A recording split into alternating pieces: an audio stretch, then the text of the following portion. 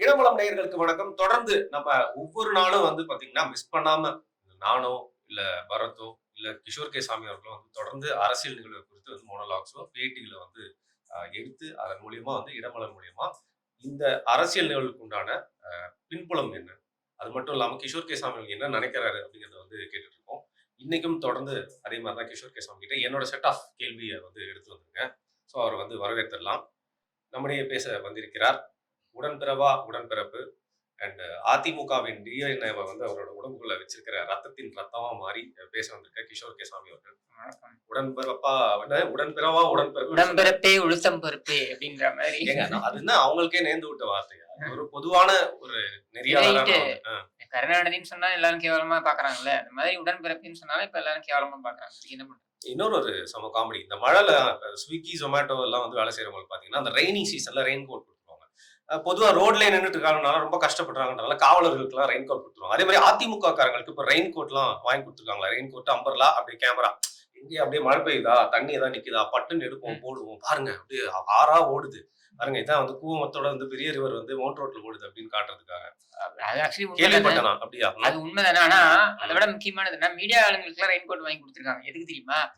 அண்ணா பிளைஓவர் மேல போய் நின்னுக்கிட்டு பாருங்க தண்ணியே நிக்கலன்னு சொல்றது செய்தி போடுறாங்க. நீ தண்ணீரே நிற்கவில்லை பாருங்கள், எங்க பிளைஓவர் மேல நின்றுட்டு, பிளைஓவர் மேல எங்கேயும் தண்ணி நிற்கும் அப்படின்ற அடிப்படை அறிவு கூட இல்லாம அங்க நிக்கிறாங்க. என்ன சரியா? இதுதான் மீடியா பண்ணிட்டு இருக்கு. அதிமுக பண்றாங்கன்னா ஓகே, மக்களுடைய பிரச்சனையே தெருக்கள் நிக்குது. நம்ம எல்லாருக்குமே தெரியும்.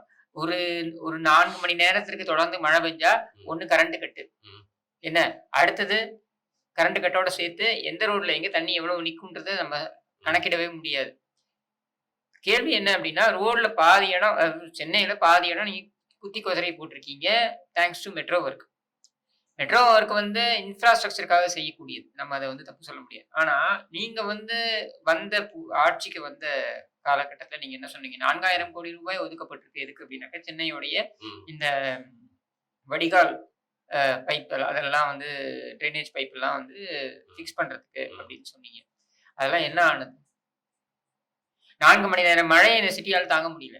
இன்னும் நீங்க நவம்பர் எல்லாம் வெள்ளம் வந்ததுன்னா என்ன ஆகும்ன்றது. 2 புயல்கள் வரதுக்கு வாய்ப்பு இருக்கு அப்படிங்கிற மாதிரி சொல்றாங்க. சொல்றேன் நார்மலாவே அக்டோபர் நவம்பர்ல உங்களுக்கு புயல் வரதுக்கான புயல்ன்றது November end, towards November end or December first week இந்த மாதிரி நம்ம பார்ப்போம். அப்பெல்லாம் என்ன பண்ண போறாங்கன்னு தெரியல. Where is Chennai heading into? ஆனா ஃபேக்ட் செக்ல சூப்பரா போட்டாங்க. பாருங்க, இவங்க ஒரு நிமிஷம் தண்ணி நிக்க கூடாது, உடனே எடுத்துறாங்க, இவ்வளவு ட்ரையா இருக்கு காலையிலக்குள்ள அப்படின்னு சொல்லிட்டு ஃபேக்ட் செக்ல போட்டுட்டே இருக்காங்களே. போட்ல நான் சொல்றேன் போட்ல ரோட்ல இப்படி தண்ணி உடனே இதுவாயிடுச்சு அப்படின்னு சொல்லுவாங்க.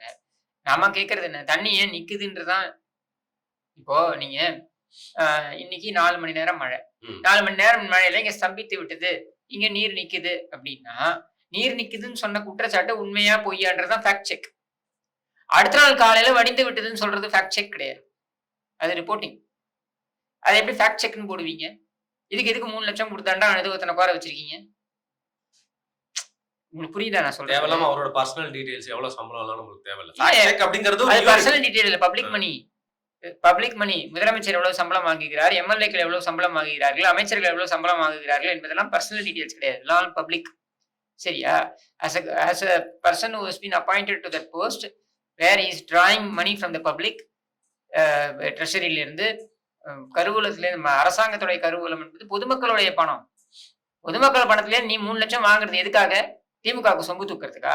அதுக்கு எதுக்கு ஏன் பணத்தை எதுக்கு எடுத்து செலவு பண்ற? மானாவரியமா அடிச்சு வச்சிருக்கியா? அந்த குடும்பம் தான் அடிச்சு வச்சிருக்கேன் 60-70 தலைமுறைக்கு. அங்கேருந்து அடிச்சு பிடிங்க. ஏன் அதை எங்கள்கிட்ட இருந்து வாங்குற? ஒரு விஷயம் ரொம்ப நியாயமா ஒரு நடுநிலையா சொல்லணும்னு பாத்தீங்கன்னா, இப்போ நீங்க அதிமுக சாதகமா பேசக்கூடியவர், திமுகவின் குற்றங்களை கண்டுபிடிக்கிறவர்.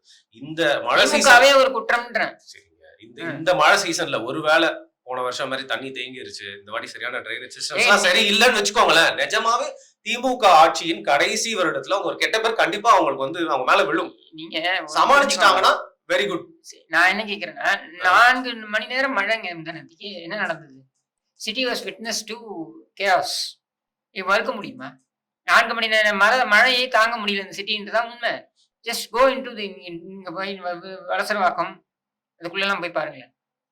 அதாவது ஏழ்நிலை மக்கள் கஷ்டப்படுறவங்க, குப்பத்துல இருக்கிறவங்க, ரொம்ப நெரிசலான பகுதியில இருக்கவங்கள பத்தி திமுக அரசு எந்த அளவுக்கு யோசிச்சிருக்குன்னா, ஒரு கிரியேட்டிவான ஒரு விஷயம், ஒரு ஐடியாவ பத்தி யோசிச்சுட்டு இருக்காங்க. கிண்டி ரேஸ் கிளப் பத்தி நீங்க கேள்விப்பட்டிருப்பீங்க. அவங்க வந்து நெறைய ஃபைன் கட்டல, வரி கட்டலங்கிறதுனால சீல் வச்சுட்டாங்க. இப்ப அந்த இடத்துல ஒரு சிட்டிக்கு நடுவுல எதுக்கு இவ்ளோ பெரிய இடம் வந்து ரேஸ் கிளப்லாம் எதுக்குப்பா? அது வந்து ரொம்ப பணக்காரங்க போயிட்டு சூதாடுற இடத்துக்கு எதுக்குன்னு சொல்லிட்டு, அத ஒரு நீர்நிலை பிளஸ் ஒரு பூங்காவா மாத்தப் போறாங்க. என்ன பண்ண போறாங்கன்னு பார்த்தீங்கன்னா, இந்த மழை டைம்ல வரக்கூடிய நீர் எல்லாத்தையும் அங்க வந்து சேனல் பண்ணி, அந்த இடத்துல அது ஒரு நீர்நிலை ஏற்படுத்தி, இது ஒரு நல்ல ஒரு திட்டம் தானே! ஒரு நல்ல ஏதாவது ஐடியா தானே! அதாவது அ. ஏதாவது ஒண்ணத்த நீங்க செய்யணும்னு முற்பட்டீங்கன்னா, செயல் வடிவத்துல உங்களுடைய இன்டென்ஷன் தெரியணும். வெளிப்படணும். இத உங்க பத்தி நோக்கம் வெளிப்படணும். கேள்விப்பட்டிருப்பீங்கன்னு நெனைக்கிறேன் இல்லையா நீங்க? கேள்விப்பட்டதுதான். ம். நீதிமன்றத்துல நடந்திருக்க கூத்த நீங்க கேள்விப்பட்டீங்களா? என்னாச்சு? நீதிமன்றத்துல இவங்க ரெவென்யூ செக்ரட்டரி ஒண்ணு சொல்றாங்க. அவங்க அமுதாவ அவங்க அவங்க 2 என்ன சொல்றாங்கன்னாக்க, இது அட்வொகேட் ஜெனரல் ஏஜி சொல்லக்கூடிய பி.எஸ். ராமன் நெனைக்கிறேன். அவர் சொல்லக்கூடியதுல நாங்க ஏத்துக்க முடியாது அப்டின்ட்டு. ஒரு அரசாங்கத்துல அட்வொகேட் ஜெனரல் என்பவர் அரசாங்கத்துடைய வக்கீல். அரசு வக்கீல் சொல்வதை வில்சன் திமுகவுடைய எம்பி கம் அட்வொகேட்ட வச்சு அவங்க ரெவென்யூ செக்ரட்டரி வருவாய்த்துறை செயலாளர் ம். அமுதா அவர்களுடைய தரப்பு வாதம் நீதிமன்றத்துல இவர் தவறான தகவலை பதிவு செய்கிறார் அப்படின்னு சொல்லிட்டு கோர்ட் இது அப்படியே ஃப்ரண்ட்ல வைக்குது. இது பாருங்க, ஒரு கவர்மெண்டோடைய ஒரு விங் அட்வொகேட் ஜெனரல் அவர் சொன்னது தவறு நீதிமன்றத்துல. இது இந்த இந்த ரேஸ் கோர்ஸ் சம்பந்தமா. ஏன்னா இவங்க என்ன சொல்றாங்க, நாங்கள் வந்து போய் அங்க பிசிக்கல் பொசிஷன் எடுத்துட்டோம்னு சொல்றாங்க. நாங்கள் சரி. அதை அவங்க அப்படி நடக்கவே இல்லைன்னு சொல்றாங்க. இப்படி மாத்தி மாத்தி பேசியிருக்காங்கன்றத நீதிமன்றம் பதிவு செய்யுது. இதை விட ஒரு நிர்வாக சீர்கேடு இருக்க முடியுமா? நிர்வாகத்துல ஒரு விங்கு, அரசு நிர்வாகத்துல ஒரு விங்கு, ஒரு ரெவென்யூ செக்ரட்டரி அட்வொகேட் ஜெனரலுடைய வாதம் தவறு என்று நீதிமன்றத்தில் அவங்களுடைய கட்சியுடைய வக்கீலை வைத்து, ஆளுங்கட்சியுடைய வக்கீலை வைத்து பேசுகிறார் என்றால் இவர்களுடைய நோக்கம் என்ன?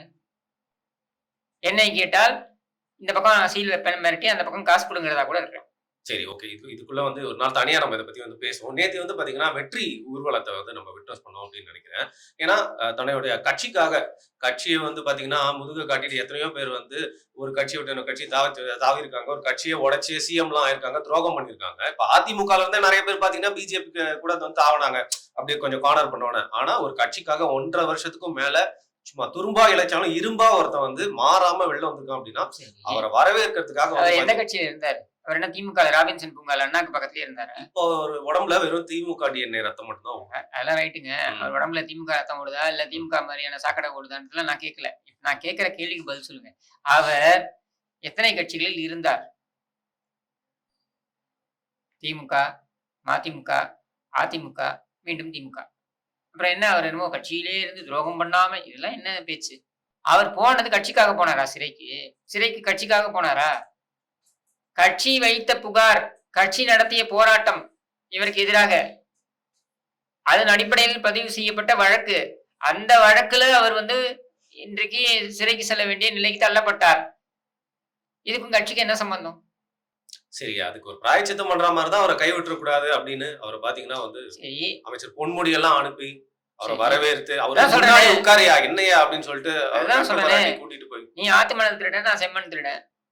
வா 2 பேரும் சேர்ந்து ஜெமினி பிரதர்ஸ் மாரி போய் நிப்போம் பீச்ல. கருணாநிதி சமாதியில வடை வச்சுட்டு வருவோம்னு போயிருப்பாங்க. வேற என்ன இருக்கும்?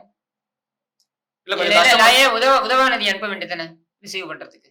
ஏங்க ஒரு ஸ்டேச்சர் இல்லையா? என்ன யார் போகணும் பொன்முடிக்கு அப்படின்னு. ஸ்ட்ரெச்சர் இல்லையா? உதவாநிதிக்கு ஸ்ட்ரெச்சர் இருக்கா? இல்லங்க.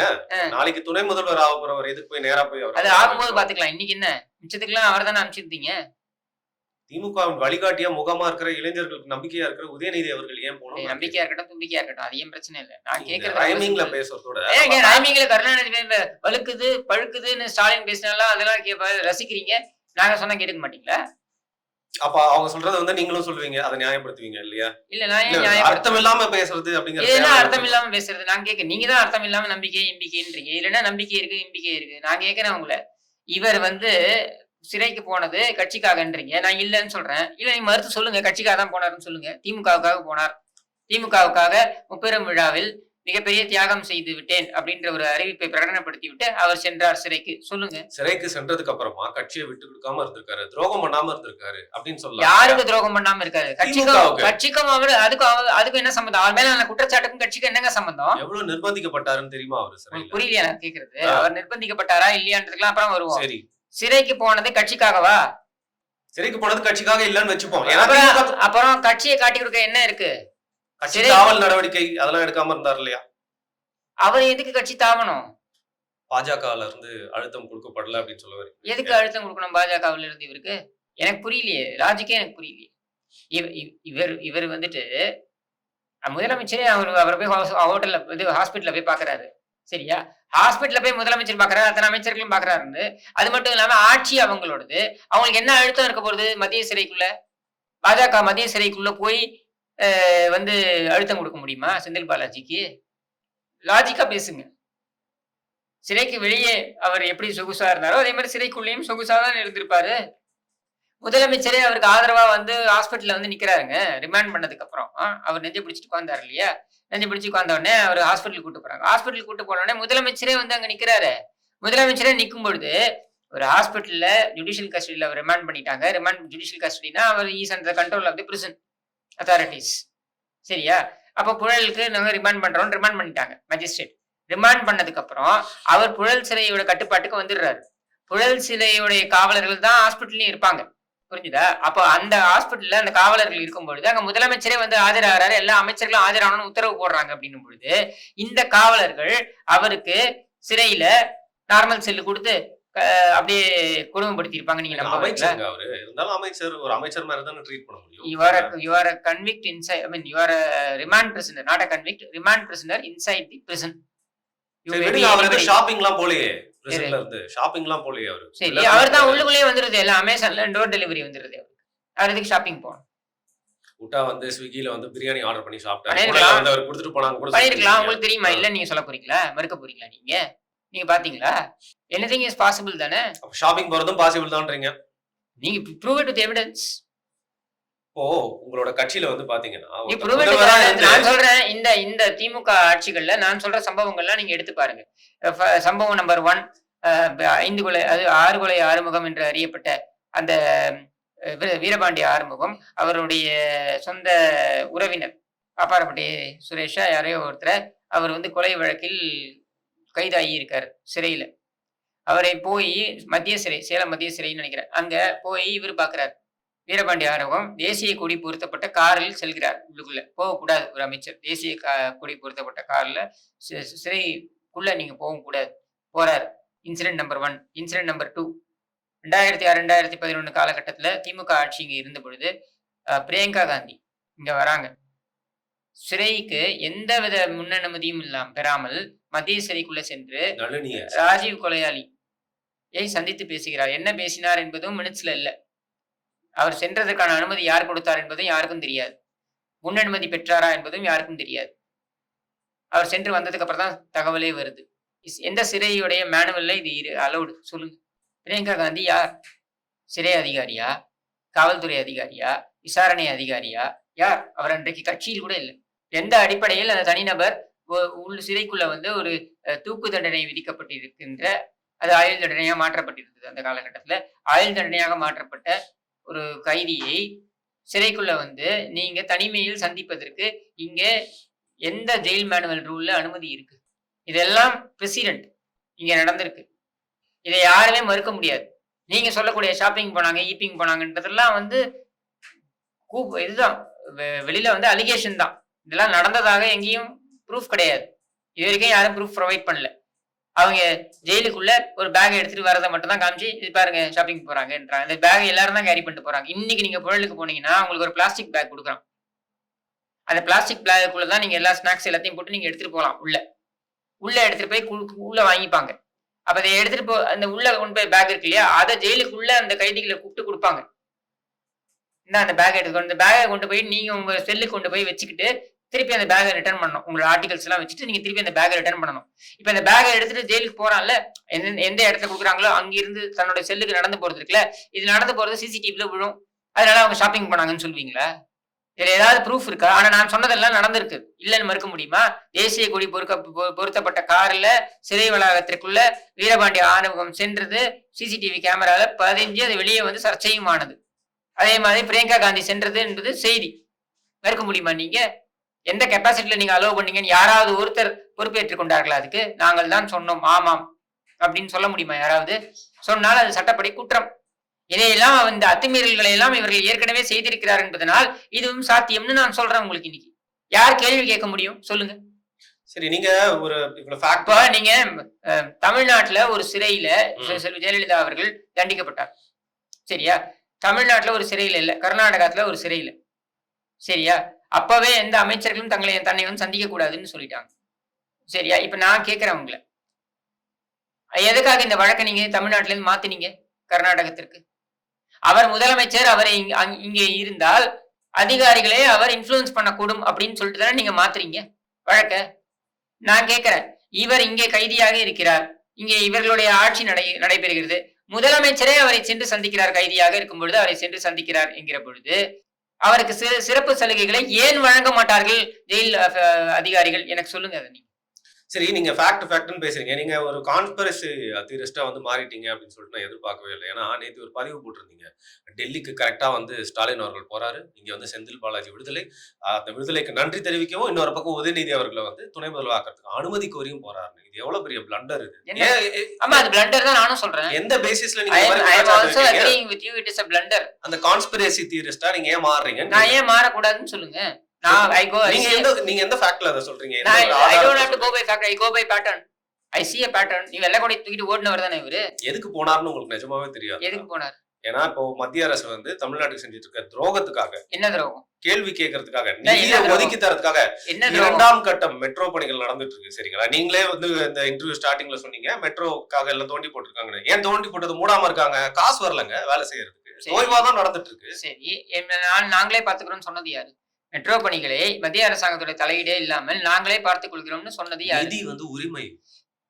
நீங்க வேண்டாம்னு தானே சொன்னீங்க. நம்மளுடைய கேள்வி, நாங்களே பார்த்துக் கொள்கிறோம், எங்களுக்கு மத்திய அரசாங்கத்துடைய பங்கு இங்க வேண்டாம் அப்படின்னு நீங்க சொல்றீங்க இல்லையா? அப்ப யார் அதை பார்க்கணும்? சரி, அப்படியே இருந்தாலும் துறை அமைச்சர் போறாரு, நீங்க ஏன் போறீங்க? நீங்க இவர் போய் பிரதானப்படுத்தி அதை வாங்கிட்டு வரலாம் அப்படின்னு பாக்குறாரு. தன்னுடைய வைராகத்தையும் தாண்டி தமிழ்நாட்டோட நலன், சென்னையோட மெட்ரோ திட்டத்தோட நலன் தான் முக்கியம் அப்படின்னு நினைச்சு அவர் இறங்கி போறாரு. அதுதான் சொல்றேன் நானு. அப்ப ஏன் முன்னாடி போகல? முன்னாடி போக வேண்டியதுதானே? ஏன் இன்னைக்கு போற? முன்னாடி போக வேண்டியதுதானே? என்ன ரீசனுக்காக உங்களுக்கு திரும்பி நான் படிக்கணும்னா படிச்சு காமிக்கிறேன் உங்களுக்கு. என்ன ரீசனுக்காக அவருக்கு பிணை வழங்கப்பட்டிருக்குன்றதை எடுத்து பாருங்க. சொல்லுங்க, நீங்க எடுத்து பாத்தீங்கன்னா முகாந்திரம் இருக்கு. பிரிமா ஃபேசி எவிடன்ஸ் இஸ் தேர். அடிப்படை முகாந்திரம் இருந்தாலும் சாட்சியங்கள் 600 சாட்சியங்கள் இருக்கின்றன. கோ அக்யூஸ்ட்னு பார்த்தீங்கன்னாக்கா 2000 பேர்கள் இருக்கிறார்கள். 2000 பேர் கோ அக்யூஸ்டா இருந்தாங்கன்னாக்கா இதோடைய வழக்கு விசாரணை என்பது இன்னும் துவங்கவே இல்லை. துவங்காத காரணத்தில் அவருடைய பிணை என்பதனை மறுக்க முடியாது அப்படின்றதான் பொருள்பட இருக்கு. ஏன் நீங்க துவங்கல? விசாரணை ஏன் துவங்கல? ஏன் தாமதித்தீர்கள்? நான் வந்து ஒரு பேட்டர்ன் பார்க்குறேன். இந்த பேட்டர்னை வச்சு தான் நான் யூகிக்கிறேன். அப்போ நீங்கள் கைது பண்றீங்க, கைது பண்ணி உங்களுடைய கள்ள உறவை பலப்படுத்திக் கொள்வதற்கு நீங்கள் இதை பயன்படுத்தி கொண்டீர்கள் அப்படின்ற ஒரு சந்தேகம் எனக்கு வலுக்கின்ற வகையில பல்வேறு விஷயங்கள் நடைபெறுகிறது. சரி, இன்ட்ரெஸ்டிங்கா இருக்கு. அப்போ எனக்கு இன்னொரு கான்ஸ்பிரசி தோணுது. அதுக்கும் உங்களுக்கு ஏதாவது பதில் இருந்தா சொல்லுங்க. சவுக்கு சங்கர் விடுதலை ஆகிறாரு, அடுத்த நாளே செந்தில் பாலாஜிக்கும் வந்து பாத்தீங்கன்னா வந்து பிணை கிடைக்குது. சோ இதுக்கும் ஏதாவது இருக்கா சொல்லுங்க, ஏதாவது தியரி இருக்கா இதுக்கு? சங்கர் விடுதலை ஆகக்கூடாதுன்றதுக்கு என்னெல்லாம் பண்ண முடியுமோ அத்தனையும் பண்ணிச்சு தமிழக அரசாங்கம். சரியா? இவன் செந்தில் பாலாஜி விடுதலை ஆகக்கூடாதுன்றதுக்கு எல்லாம் பண்ணிச்சா? சொல்லுங்க, தெரிஞ்சுக்கிறேன். மத்திய அமைப்பு, அதாவது அமலாக்கத்துறை எல்லாம் செய்ததா? இல்லைன்னு இந்த கோர்ட் சொல்லுது. சங்கரை 2 முறை குண்டாஸ்ல போட்டு, ஒரு முறை குண்டாஸ்ல அவருடைய கருத்து தெரிவித்ததற்கு போட்டு, இன்னொரு முறை வந்து அவர் கஞ்சா வைத்திருந்தார் என்று போட்டு, கடைசி வரையில் அதை இழுத்தடிப்பதற்கு என்னென்ன செய்ய முடியுமோ அது எல்லாமே வந்து தமிழக அரசாங்கம் அதன் காவல்துறையை வைத்து செய்தது. செந்தில் பாலாஜியை சிறையில் வைத்து நீங்கள் வழக்கை துரிதமாக எடுத்து நடத்தினீர்களா? இல்லை என்று உச்சநீதிமன்றம் சொல்லுது. ஏன் செய்யல? அதுதான் நான் கள்ள உறவுன்னு சொல்றேன். சோ இதன் மூலியமா உங்களுக்கு அப்படி தோணுது அப்படிங்கிறீங்க? இதன் மூலியமா தோணுதுன்றதை விட பேட்டர்ன் அப்படித்தானே, அதுதான் இண்டிகேட் பண்ணுது.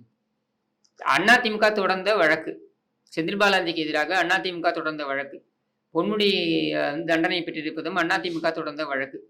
பாஜக தொடர்ந்த ஏதாவது ஒரு வழக்கு அல்லது காங்கிரஸ் காலத்தில் போடப்பட்ட ஏதாவது ஒரு வழக்கில் திமுகவினர் இந்த 10 ஆண்டு காலத்தில் பாஜகவுடைய ஆட்சி காலமல்ல இந்த 10 ஆண்டு காலத்தில் தண்டனை பெற்றார்கள் என்று ஏதாவது ஒரு வழக்கை எனக்கு காண்பியுங்கள்.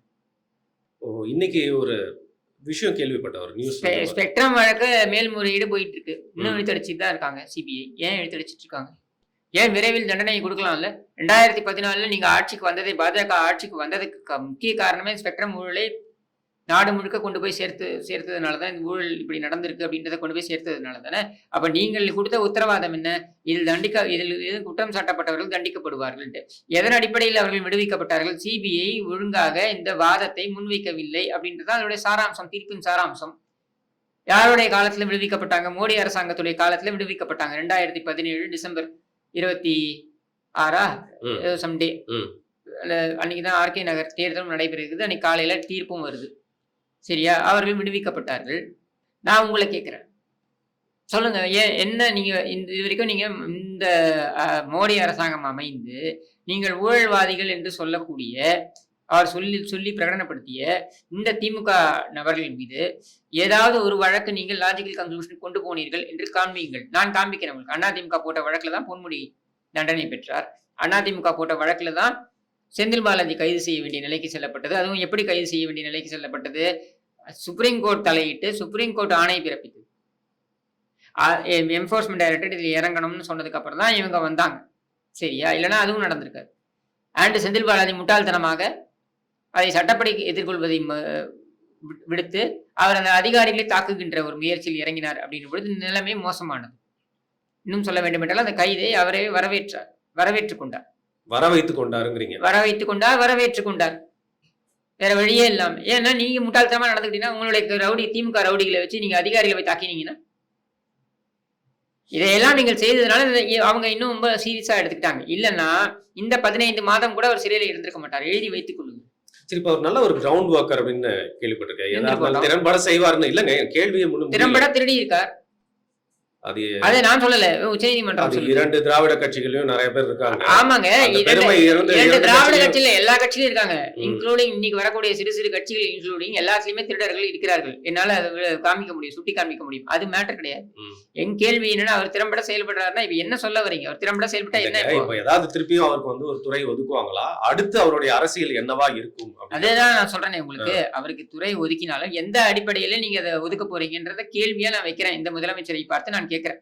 ஏன்னா அவர் மீது முகாந்திரம் இருப்பதாக உச்சநீதிமன்றம் சொல்கிறது. அடுத்து உச்சநீதிமன்றம் என்ன சொல்லுது? இந்த வழக்கின் தன்மையை ஏதாவது இடத்தில் பாதிக்கின்ற வகையில் இவர் செயல்பட்டார் என்றால் இந்த ஜாமீன் ரத்து செய்யப்பட வேண்டும். இந்த வழக்கின் விசாரணையை ஏதாவது இடத்தில் தாமதப்படுத்தினார், அதாவது அவசியமே இல்லாத காரணங்களுக்காக அவர் தாமதப்படுத்துவார் என்றால் அப்பொழுதும் ஜாமீன் ரத்து செய்யப்பட வேண்டும். அப்படின்னு சாட்சியங்களை தொடர்பு கொள்ள முயற்சித்தார் என்றால் அப்பொழுதும் ஜாமீன் ரத்து செய்யப்பட வேண்டும் அப்படின்றதுதான் இங்க சொல்லப்படுது. சரியா? முதலமைச்சர் இந்த தீர்ப்பை முழுவதுமாக படிக்காமல் அதை ஒரு அறிக்கையாக அவர் வரவேற்று இவருடைய தியாகி, அதுக்கப்புறம் மன உறுதி பெற்றவர் அப்படின்லாம் முதலமைச்சரே ஒரு அறிக்கை விட வேண்டிய அவசியமே வரல. ஏன் வரலன்னு நான் சொல்றேன். ஏன்னா இன்றைக்கு 600 சாட்சியங்கள் இருக்காங்க, தமிழ்நாட்டில தான் இருக்காங்க. 2000 கோ-அக்யூஸ்ட் இருக்காங்க. இவங்களையும் டிஸ்டர்ப் பண்ணலாம். இவங்க எல்லாருமே யாருடைய ஆட்சி அதிகாரத்துல இருக்காங்க?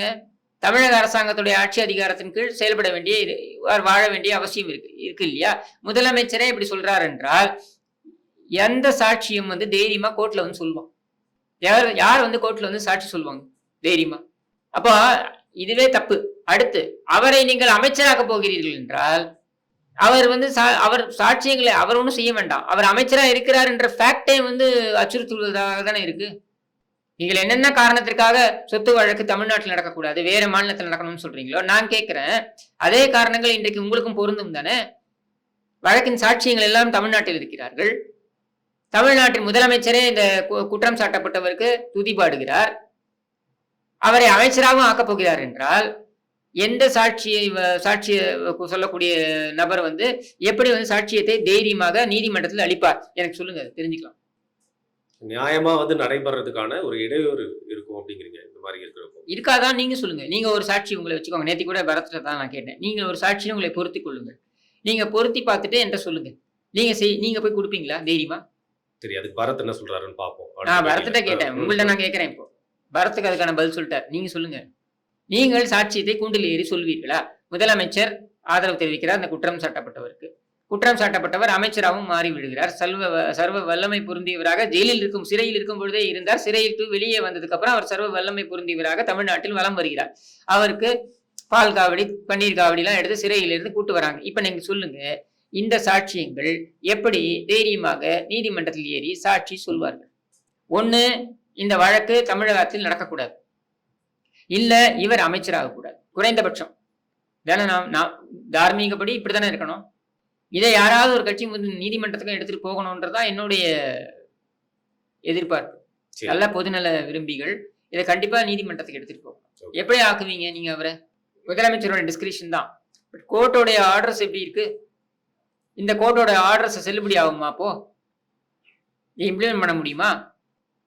சரி, டெல்லிக்கு போயிருக்க முதல்வர் வந்து பார்த்தீங்கன்னா, இது மட்டும் இல்லாமல் மீனவர்கள் பிரச்சனை குறித்து வந்து பேசியிருக்காரு. அது மட்டும் இல்லாமல் தமிழ்நாட்டுக்கு வர வேண்டிய சில திட்டங்கள் பற்றியும் வந்து பிரதமர் ஏற்கனவே சந்திச்சிட்டாரு, பேசியிருக்காரு. தமிழ்நாட்டுக்கு வந்து சேர வேண்டிய ரைட்ஸ், நன்மைகள், இல்லை நிதி எல்லாமே வந்து சீக்கிரம் வந்து சேருமா? மீனவர் பிரச்சனை சீக்கிரம் வந்து ஒரு தீர்வு காணப்படுமான்றதை வந்து பார்க்கலாம். இன்னொரு நியூஸ் ஒன்று பார்த்தாங்க, இந்த ஸ்டூடியோ எஃபெட்ரின் அப்படின்னு நினைக்கிறேன்.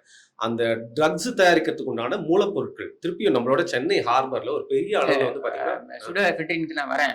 நீங்க மீனவர் பிரச்சனைன்னு சொன்னதுனால மீனவர் பிரச்சனைக்கான தீர்வு என்பது முதலில் இங்கிருந்தே ஆரம்பிக்கணும். ஏன் நம்ம தமிழக அரசாங்கத்திலிருந்து ஏன் அதை ஆரம்பிக்க மாட்டேங்குது?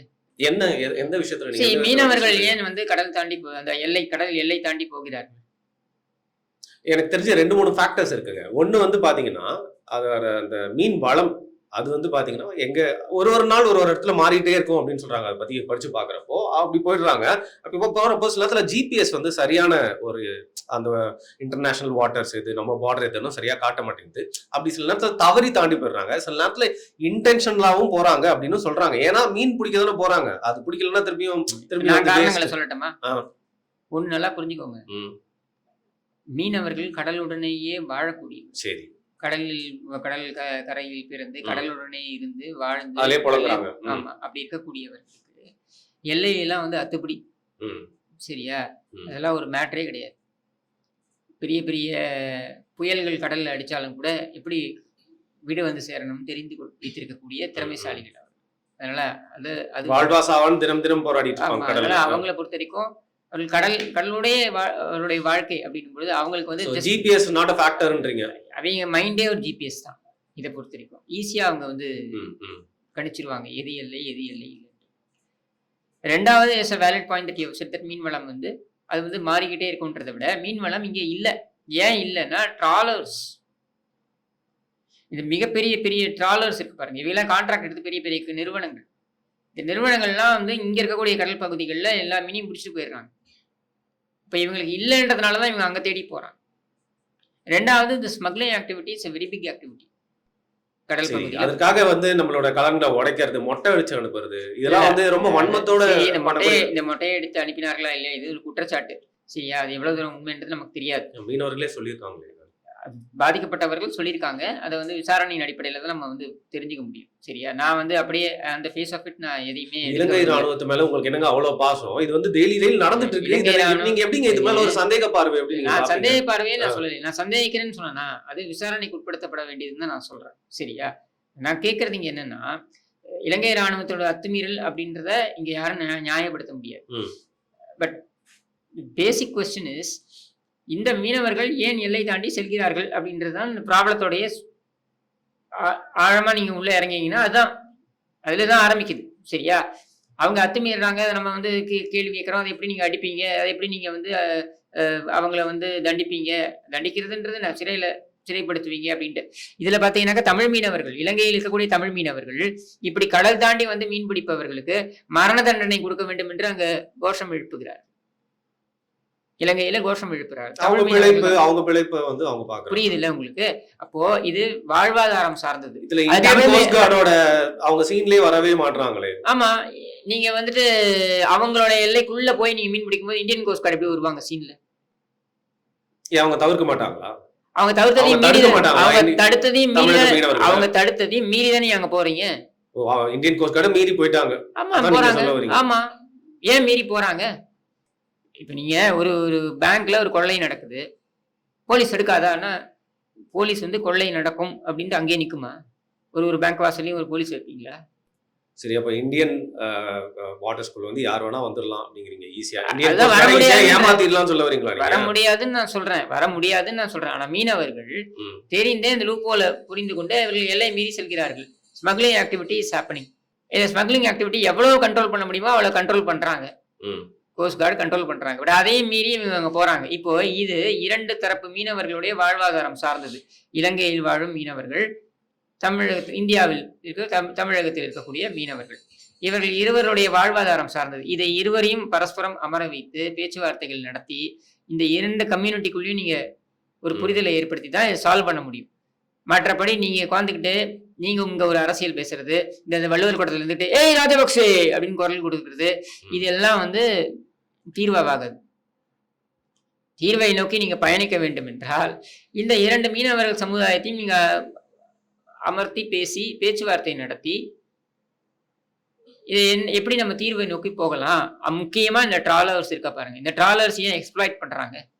பல அரசியல்வாதிகள் ஓன் பண்றாங்க இந்த ட்ராலர்ஸ் எல்லாம். இப்ப இதை நீங்க தப்பே சொல்ல மாட்டீங்களா? நேரடியாக இவர்கள் அந்த வாழ்வாதாரத்தை பாதிக்கிறார்கள். நான் என்ன கேட்கிறேன்னா, நீங்க இன்னைக்கு அயோத்தியா குப்பத்துல வருணோ கிஷோரை போய் மீன் பிடிக்க முடியுமா? அது எப்படி முடியும்? மீனவர்கள் சங்கம் வச்சிருப்பாங்க, மீனவர்கள் தான் பிடிக்கும். மீனவர்கள் தான், அந்த சமுதாயம் மட்டும்தான் பிடிக்க முடியும். வச்சிருக்கீங்கல்ல, அப்போ அந்த ட்ராலர்ஸ் மட்டும் எப்படி அலோவ் பண்றீங்க? அது அநீதி தான் கண்டிப்பா. அப்ப அது ஏன் அதை நீங்க கண்ட்ரோல் பண்ண மாட்டேங்கிறீங்க? அவங்க வந்து பயன்படுத்தக்கூடாதுன்னு சொல்லக்கூடிய ஃபிஷிங் நெட் எல்லாம் பயன்படுத்துறாங்க. இதை எங்கேயாவது கண்ட்ரோல் பண்ணீங்களா? அப்ப பியூரோக்ரஸில இருக்க கரப்ஷன் அதையும் நீங்க அட்ரஸ் பண்ணணும்ல. இதையெல்லாம் நீங்க அட்ரஸ் பண்ணிட்டு அதுக்கப்புறம் கச்சத்தீவுக்கு போகலாம். அதுக்கப்புறம் நீங்க டெல்லிக்கு போகலாம். நான் டெல்லிக்கு ரெஸ்பான்சிபிலிட்டியே இல்லைன்னு சொல்ல வரல. மை ஃபண்டமெண்டல் கொஸ்டின் இங்க என்னன்னா, மீனவர்கள் எதற்காக கடல் தாண்டி செல்கிறார்கள் அப்படின்ற கேள்விக்கு இதெல்லாம் காரணங்களா நான் லிஸ்ட் அவுட் பண்றேன். இதெல்லாம் இல்லைன்னு நீங்க மறுக்க முடியாது. இது மட்டுமே காரணம் நான் சொல்லலாம். இதெல்லாம் காரணங்கள் இல்லைன்னு நீங்க மறுக்க முடியாது. அப்ப இந்த காரணங்கள் எல்லாம் அட்ரஸ் பண்றதுக்கு ஏதாவது இந்த தமிழக அரசாங்கம் நடவடிக்கை எடுத்திருக்கா, யோசித்திருக்கிறதா? இல்லைங்க இருக்கக்கூடிய அரசியல்வாதிகள் யாராவது யோசித்திருக்கிறார்களா? இதை வைத்து அரசியல் செய்ய வேண்டும். இதை வைத்து சில அரசியல்வாதிகள் நீ என் மீனவனை அடித்தால் நான் உன் மாணவனை அடிப்பேன்னு அசட்டுத்தனமா பேசதான் தெரியுமே தவிர. அசட்டுத்தனமான்னு சொல்றீங்க, ஆனா நீங்களே ஒத்துக்கிட்டீங்க. ஏ ராஜபக்சே அப்படின்னு சொன்னா கூட அந்த ஒரு சின்ன கட்சி தான் வந்து பாத்தீங்கன்னா அதற்காக பேசிட்டு இருக்கு. திமுகவோ அதிமுகவோ பேசி என்ன பிரயோஜனம்? You are only politicizing it. You are not going to a solution. அவங்களுக்கு வாய்ப்பு கிடைச்சா என்ன பண்றாங்க? என்ன வாய்ப்பு கிடைக்கும்? ஜெயிக்காத கட்சியை பத்தி நம்ம வந்து குறைக்கான அவசியமே இல்ல. நான் எல்லாம் sir, you are playing with the sentiments of people. நான் எந்த கட்சியா இருந்தாலும் பேசுவேங்க. என் பாஜக வந்து இந்துக்களை பற்றி வைத்து அரசியல் செய்கிறது, அசிங்கமான அரசியல் செய்கிறதுன்றதை கண்டிக்கலையா நானு? விடுங்க, அதிமுக மட்டும் தான் உத்தமமான கட்சி. எனக்கு தெரிஞ்ச அரசியல் செய்யற ஒரே கட்சி அதிமுக தான். அதுக்கான பதில் இது இல்ல. முடிச்சுக்கலாமா? அதுக்கான பதில் இது கிடையாது. நீங்க நான் கேட்டதுக்கு நேரடி பதில் சொல்ல முடியலன்னா உடனே அதிமுகவுக்கு தாவாது. இல்லங்க, நீங்க தேவையில்லாம வந்து சரி இது வரைக்கும் வாய்ப்பே கொடுக்காத, இது வரைக்கும் வந்து அரசியலே வந்து ஏங்க பாஜக கூட தான் வாய்ப்பு கொடுக்கல. அதுக்காக பாஜக செய்யறதா சரி நான் ஆர்கியூ பண்ண முடியும். எம்பிஸ் இருந்திருக்காங்க, எம்எல்ஏஸ் இருந்திருக்காங்க, எம்பி எம்எல்ஏ எல்லாம் விட்டுருங்க, சென்ட்ரல் மினிஸ்டர்ஸ் இருந்திருக்காங்க. ஆமாங்க, நீங்க அசட்டமா பேசுனீங்கன்னா எம்பி எம்எல்ஏ வரக்கு வாய்ப்பே கிடையாது. அது வேற விஷயம். நான் கேட்கிற கேள்விக்கு பதில் சொல்லுங்க. பாஜக இந்த கோவில்களை வைத்து அரசியல் செய்கிறது, அசிங்கமான அரசியல் செய்கிறது, இது கூடாதுன்னு நான் சொல்றேன்ல. அன்னைக்கு நீங்க வந்து எதிர்வினையாற்றினீங்களா எனக்கு? இங்க நான் யார் உத்தமர் என்பதுக்காக நான் இதுக்குள்ள போகல. இது அதிமுக உத்தமர்களா, திமுக உத்தமர்களா அப்படின்ற நாம் தமிழர் கட்சியா இல்ல பாஜகவா, இவர்கள் விஜயோடைய நேற்று வந்த கட்சி அந்த கட்சி உத்தமர்களா, இதுக்குள்ள நான் போகல. நான் கேட்கிற கேள்விகள் ரொம்ப ஸ்ட்ரெயிட் ஃபார்வர்டான கேள்விகள். நீங்கள் வந்து உணர்வுபூர்வமாக மட்டுமே ஒரு விஷயத்தை அணுகுவீர்கள் என்றால் நீங்கள் அது தீர்வை நோக்கி பயணிக்க போவதில்லை. தீர்வை நோக்கி பயணிக்கணும்னா let us understand and accept. நான் கேட்கிறேன், மீனவர்கள் எல்லாரும் உத்தமர்களா? அத்தனை பேரும் உத்தமர்களா? நீங்க உங்க கேள்வியிலே வந்து லாஜிக் இல்ல. அப்புறம் என்ன லாஜிக் இல்ல சொல்லுங்க? ஏன் மீனவர்கள் உத்தமர்களானா என்ன கேள்வி இது? எல்லாரும் சொல்ல வரீங்க. அதிமுக உத்தமர்களா, பாஜக உத்தமர்களா, திமுக உத்தமர்களா கேக்குறீங்கல்ல? நான் கேட்கிறேன், இப்ப கடல் தாண்டி செல்கின்ற மீனவர்கள் அத்தனை பேரும் தெரியாமல் தான் செல்கிறார்களா? பிரச்சனையே நீங்க வந்து வேற மாதிரி திசை திருப்புறீங்க. நீங்க தான் மடைமாட்டி கொண்டிருக்கிறீர்கள் இத்தனை ஆண்டுகளாக. நான் மீனவர்கள் எல்லாரும் அயோக்கியர்கள் சொல்லல. நான் மீனவர்கள் வந்து செய்வது எல்லாமே வந்து தவறுன்னு நான் சொல்லல. ஆனால் அடிப்படை பிரச்சனை இருக்கிறது என்பதனை சுட்டி காண்பிக்கிறேன். அப்ப இவர்கள் செய்வது தவறுன்னு சொல்லக்கூடிய இலங்கை வாழ்த்த தமிழ் மீனவர்கள் எல்லாம் வந்து அயோக்கியர்களா? நான் யாரையும் வந்து இவங்க நல்லவங்க கெட்டவங்க அப்படி நீங்க வந்து அப்புறம் பிளாக் நீங்க அண்ட் ஒயிட்டா பார்க்க கூடாது. அப்புறம் நீங்க மட்டும் பாக்கணும்ன்றீங்க, அதிமுக எல்லாம் உத்தமர்களாம் கேக்குறீங்க. இல்ல நீங்க தானங்க சொன்னீங்க எல்லா கட்சிகளும் அந்த வந்து மீனவர்களை வச்சு அரசியல் செய்யறாங்க. எல்லா கட்சிகளும் அதிமுக செய்யவே இல்ல எல்லா வரலாற்று. கட்சிகளும் தான் நான் சொல்றேன். இதுல ஏதாவது ஒரு இடத்துல அதிமுக சரியாக செய்ததுன்னு சொன்னேன் நானு. ஆனால் ஒருபடி மேல சென்று நீங்க தான் வந்து என்ன பண்றீங்க, இத நான் மீனவனை அடித்தால் நான் மாணவனை அடிப்பேன், இதான் பதிலா? இது நான் சொன்னாங்க சொல்றவங்கள சொல்றேன். அப்ப நீ இந்த இது அரசிட்டம் உங்களுக்கு வருது சொன்னா இல்லங்க. நான் என்ன சொன்னேன், பவரே இது வரைக்கும் ஆட்சியிலே இல்லாத ஒரு கட்சி, ஆட்சியிலே இல்லாத போது ஆட்சியிலே இல்லாத என்ன பண்ண முடியும்? அதாங்க அட்லீஸ்ட் அப்படி பேச முடியும்ன்றதுனால பேசுறாங்க. அதனால என்ன வேணாலும் பேசுவியா? அடிப்பேன், உதைப்பேன், கொளுத்துவேன், என்ன வேணாலும் பேசுவீங்களா?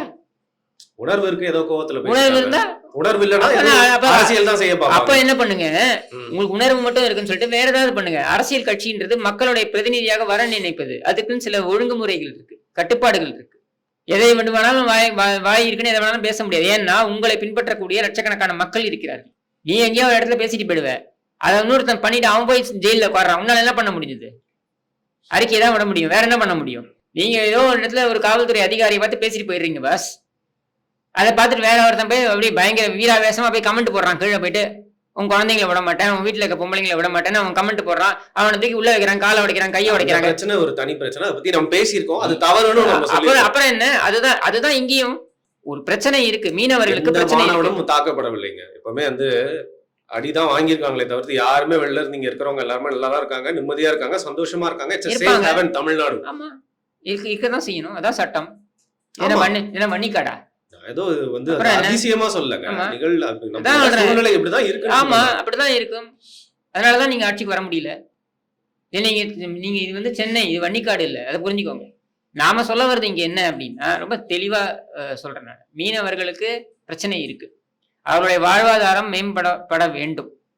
ஆனா அந்த வாழ்வாதாரம் மேம்பட வேண்டும் என்பதற்கு இங்க நாம செய்ய வேண்டியது நிறைய நம்ம பக்கத்துல இருந்தே இருக்கு. மற்றவர்களை கை காமிப்பதற்கு முன்னாடி நாம அதுக்கு என்ன செய்திருக்கோம் அப்படின்னு தான் கேள்வி. அதை நீங்க பண்ணிருக்கீங்களா? நீங்க போய் பேசியிருக்கீங்களா? நான் பேசியிருக்கேன். அயோத்தி குப்பத்திலேருந்து ஆரம்பித்து டவுன் சவுத் வரைக்கும் நான் போய் நான் பல்வேறு மீனவர்களுடன் நான் பேசியிருக்கேன், உரையாடி இருக்கேன். அவருடைய பிரச்சனைகள் என்னன்னு தெரிஞ்சுக்கிட்டு இருக்கேன். In fact you will be surprised. நான் அவங்கள்ட்ட மீனவர்கள்ட்ட பேசும் பொழுது, இந்த அயோத்தி குப்பம் இங்க இருக்க மீனவர்கள்ட்ட பேசும்பொழுது, நிறைய எனக்கு நண்பர்கள் இருக்காங்க. பேசும்பொழுது அவர்கள் என்ன சொன்னாங்க, எங்களுக்கு 2014 மோடி அரசாங்கம் வந்ததுக்கு அப்புறம் தான் பல திட்டங்கள், சலுகைகள் நாங்க பெனிஃபிட் அடைகிறோம் அப்படின்னு அவங்க சொல்றாங்க. எனக்கே ஆச்சரியமா இருந்தது. எப்படி சொல்றீங்கன்னு நான் கேட்டேன். ஏதோ சும்மா வாய் வார்த்தைக்காக சொல்றாங்க இல்ல, ஒரு திட்டத்தையும் சொல்றாங்க. போட்க்கு லோன் கொடுக்கறதுல இருந்து ஆரம்பித்து பல்வேறு திட்டங்கள்ல அவங்க பயனடைஞ்சிருக்காங்க. சரியா? So where there is good we will say good, where there is something wrong we will say wrong. கண்ணை மூடிக்கிட்டு மீனவர்களுக்கு எதுவுமே செய்யல அப்படின்னு நீங்க பேசுறது வந்து ஏத்துக்கவே முடியாது. மீனவர்கள் பக்கமும் தவறு இருக்கு அப்படின்றத ஏத்துக்கிறது தான் அரசியல் பக்குவம். அதை நான் பண்ணவே மாட்டேன். இவர்கள் எல்லோரும் நல்லவர்கள், நம்ம பக்கம் தான் எல்லாம் சரி, மற்றவன் பக்கம் தான் தப்பு, இப்படி பேசக்கூடாது. அப்போ என் தமிழ் உறவே கத்துறீங்களே, அப்ப அவன் தமிழ் உறவு தானே சொல்றான் இவங்க பண்றது தப்புன்ட்டு. தொப்புள் குடி உறவா? அந்த உறவு தானே சொல்றான். இலங்கையில உட்காந்துட்டு தமிழ் உறவு தானே சொல்றான். இவர்களுக்கு தூக்கு தண்டனை கொடுங்கள்னு சொல்றான். ஏன் அதை கண்டித்து ஒரு அறிக்கையை விட வேண்டியதானே? தமிழகத்து மீனவர்கள் என்றால் அவ்வளவு இலக்காரமா? சிங்கள அரசாங்கமோ அல்ல அங்க இருக்க நீதிமன்றமே கூட மரண தண்டனை விதிப்பதில்லை. மரண தண்டனை விதிக்க வேண்டும்னு போராட்டம் நடத்துறானே தமிழக மீனவன். ஏன் நடத்துறான்? தமிழ் மீனவன், தமிழக மீனவன் இல்ல, தமிழ் மீனவன். இலங்கையில இவர்களுடைய போட்டை திருப்பி ஒப்படைக்காதீங்க, திரும்பி அதை வாங்கிட்டு போயிட்டு திரும்பி வருவாங்கன்னு ஏன் சொல்றான்? பேலன்ஸ்டா பாருங்க எதையுமே. வெறும் எமோஷனை வச்சு மட்டும் பாத்தீங்கன்னாக்கா கண்டிப்பா அதுக்கு தீர்வை நோக்கி போக முடியாது. அரசியல் நிகழ்வுகளை குறித்து வந்து கேள்வி கேட்டேன். உங்களோட பதில வந்து நிறைய அரசியல் இருந்துச்சு. அதை மக்கள் வந்து எப்படி புரிஞ்சுக்கிறாங்க அப்படிங்கறத அவங்களோட கருத்துக்கள் மூலியமா பார்க்கலாம். மிக்க நன்றி.